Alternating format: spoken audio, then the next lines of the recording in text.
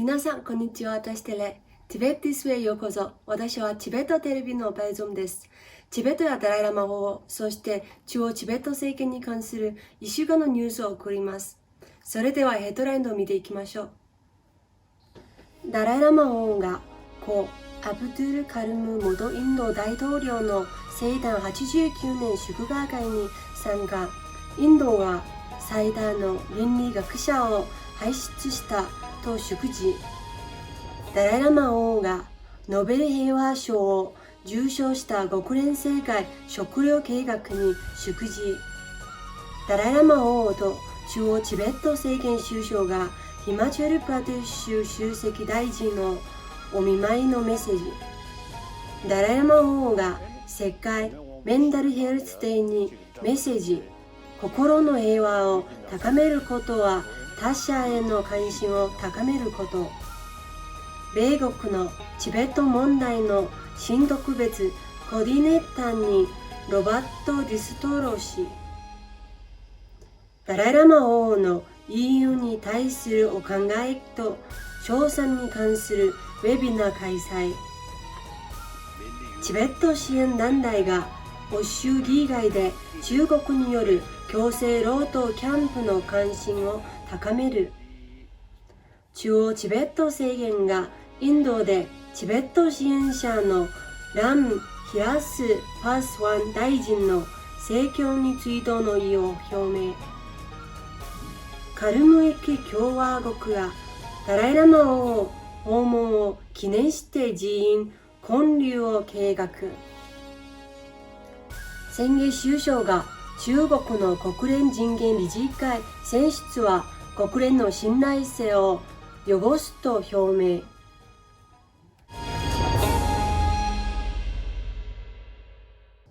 ダライラマ王は今週木曜日、故アブドル・カルム元インド大統領の生誕89年の祝賀会に出品として参列され、平和な世界のための共同をテーマにお話しされました。ダライラマ王はインド古代の心の鍛錬の知恵を称賛され、またインドは世界で最も多くの倫理学者を輩出したと述べられました。Now, India generally, I always say, 1,000-year-old, about a 3,000-year-old India's tradition, ahimsa, karuna. You see, this wonderful, since you see this tradition, which based on ahimsa and karuna, meantime utilize logical approach. アブドール・カルム国際基金はオンライン会議を開催し、多くの若者がダライラマ王に意見や提案をお尋ねする機会を提供しました。ダライラマ王は2020年ノーベル平和賞を受賞した国連世界食糧計画に祝辞を贈られました。The Norwegian Nobel Committee has decided to award the Nobel Peace Prize for 2020 to the World Food Programme. デビッド・ビスリー事務局長へのメッセージの中で、ダライラマ王は今回の受賞は国連世界食糧計画による世界の飢餓をなくなすための重要な役割を担う活動が認められたものですと述べられました。ダライラマ王と中央チベット政権ロブサン選挙首相はヒマチャルプラデーシュジャイラム・タクル首席大臣が新型コロナウイルスの陽性が出たことによる外出自粛中であることが発表されたことを受け、早い回復を願うお見舞いのメッセージを送られました。ダライラマ王は中央チベット政権保健局が世界メンタルヘルスデーに合わせて主催するイベントで心の平和を育むことは他人への関心を持つことと等しいと主張されました。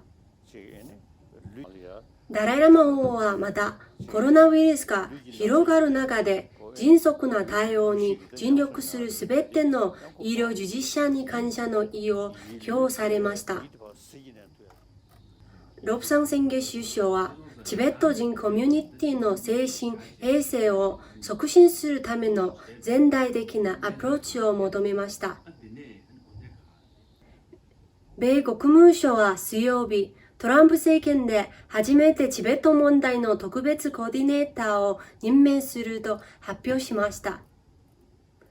マイク・ポンペオ国務長官は声明の中で民主主義人権労働局の次官補を務めるロバット・ディストロ氏がチベット問題の米国特別コーディネーターを兼務すると伝えました。Today, I'm also pleased to announce that Assistant Secretary Robert Destro, over here, good to see you, that Assistant Secretary Robert Destro of the Bureau of Democracy, Human Rights, and Labor will also serve simultaneously as the U.S. Special Coordinator for Tibetan issues. He will focus on advancing dialogue between the communist-run government in Beijing and the Dalai Lama, protecting the distinct religious, cultural, and linguistic identity of Tibetans, improving respect for their human rights, and much, much more. チベット問題のための米国特別コーディネーターとしては、ロバート・デストロ氏が6人目となります。欧州連合経済社会評議会アンリ・マロッセ元会長は先週水曜日、ダライラマ法皇の独立、エコロジー、欧州連合に対する子孫についてワークショップを開催しました。キースピーカーとしてダライラマ法皇事務所ブルセルのタシピント代表が参加し、ダライラマ法皇の一つの人類、一つの地球の見方について詳細に語りました。ヨーロッパ議会のチベット支援グループは先週金曜日、ウェビナーを開催し、その中でヨーロッパ議会内における中国の強制労働キャンプ問題への関心を高めようと宣言しました。このイベントはチベット支援グループ会長のミクラス・ペクサ議員が招集したもので、中央チベット政権ロプサン宣言首相も名誉ゲストとして出席しました。中央チベット政権ロプサン宣言首相は先週様々なオンライン会議に出席しました。今週火曜日はフエラム2000による中国に関するワズルフ・ハベル人権シンポジウムに参加し、中国の不透明さと人権無視が世界的規模の危機を生み出したと中国を批判しました。Now, what China is also doing, they are restructuring and influencing United Nations. Of the 15 agencies, they have key people. Of the 15 agencies, 4 or 5, the main boss, the secretary generals, are Chinese officials. In the remaining 10 or so, they are either under or assistant under secretary general, and so on and so forth. Already, they are in the United Nations agencies. 宣言首相はさらに中国は国際連合を再建して営業化に置こうとしているとも述べました。ロプサン宣言首相は中国によるチベット併合70周年についてインド連邦共和国国営放送ドイツェ・フェーレのアンソニー・ハワット氏のインタビューを受け、この記念碑はチベット人からチベット人を違法に占拠して暴力的に取り上げた破壊であると述べました。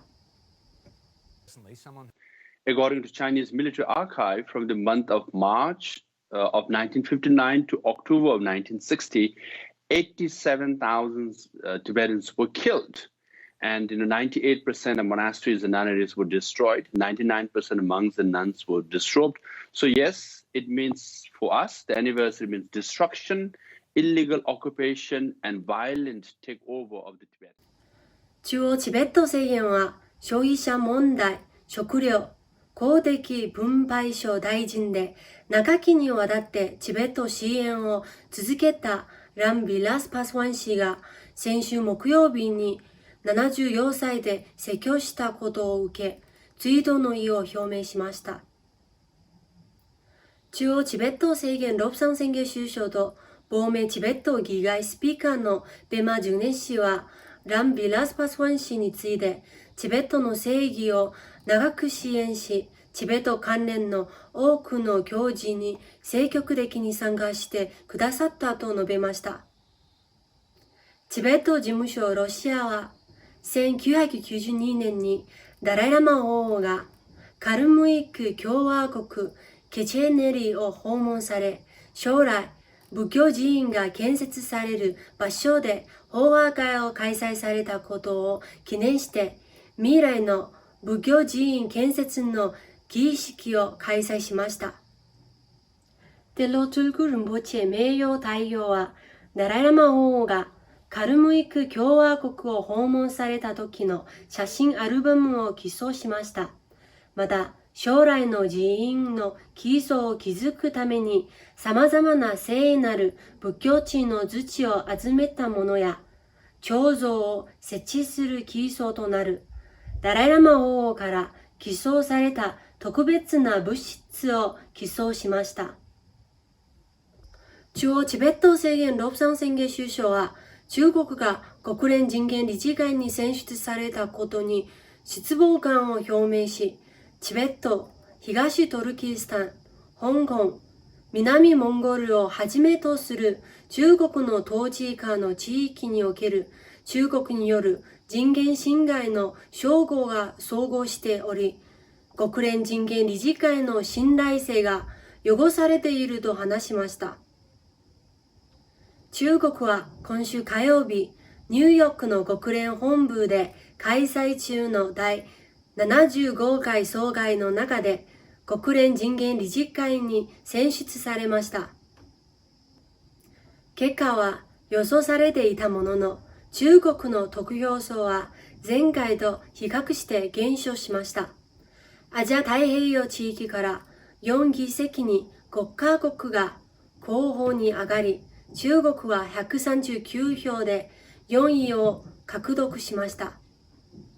今週のニュースはここまでです。次回またお会いしましょう。良い週末をお過ごしください。どうもありがとうございました。